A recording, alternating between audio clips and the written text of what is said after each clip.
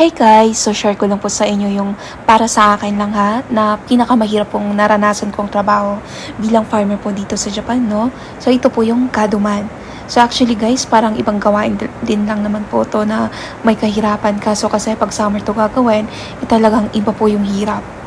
So guys, ito yung ginagawa namin yung baka akala nyo ay madali lang to. Ang hirap-hirap po. Actually, gusto ko naman. Gusto. Yun, ito mo, hihilain mo to. Habang backpack, parang nakakunyan sa likod mo. Yun. Habang pinapump mo, hila-hila mo to. Ito medyo doble yung hirap kasi buntun po yung daanan. Tapos malambot siya. Kaya kung naglalakad ka talagang bumabaon ka.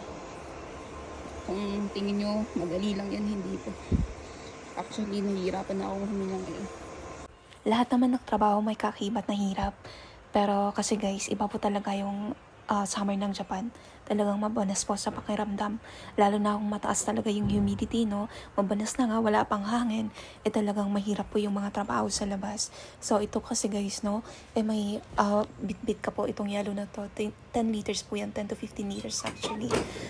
So actually, nung time na yan, talagang kung malapit lang talaga yung Pinas noon, talagang umuwi na ako.